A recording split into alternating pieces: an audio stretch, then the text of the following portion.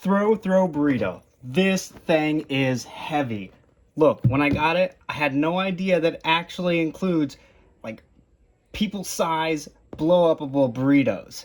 So that was a big shock. Anyway, very heavy, very fun, very easy to understand and fun instructions. But what matters most is let's see what's actually inside the box.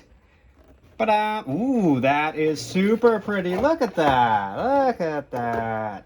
I like that a lot. Okay, so got a nice warning not to eat the inflatable burritos. Here are the 2 inflatable burritos. As stated, you can fill them up either with your own oxygen or with a pump. They kind of stated that in a very silly way. I like that. Don't know what the spare bag is for. Got some more storage options. I like that. I like how their packaging is entertaining and brings things into the picture there. Got the instructions.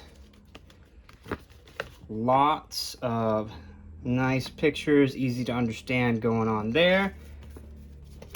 Got these little playing chips. They're all made to be very waterproof friendly since they're assuming this is being played outside.